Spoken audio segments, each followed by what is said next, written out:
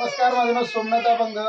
या ठिकाणी मी रांजणगाव गणपतीवरून आलो आहे. माझ्यासोबत देवळाली तालुका कळंब जिल्हा धाराशिव या ठिकाणाहून सर आहेत, संभाजी सर.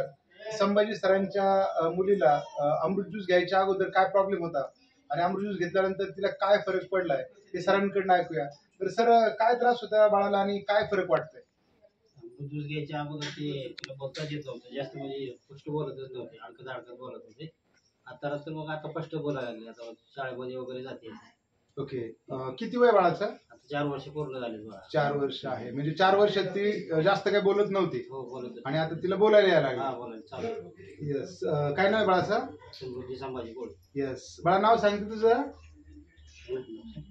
ओके, ठीक आहे. आता ती थोडीशी घाबरते मला.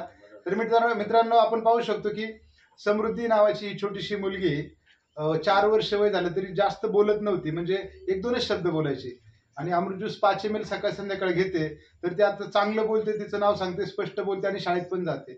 तर आपल्याकडं असा पण रिझल्ट आहे. त्यामुळे नक्कीच ज्या ज्या लहान मुलांना असं वाटतंय, पालकांना वाटतंय की आपल्या मुलांचा प्रॉब्लेम आहे, तर नक्कीच तुम्ही आपल्या अमृत ज्यूसचा कोर्स 3 महिन्याचा कम्प्लीट करू शकता. Thank you so much.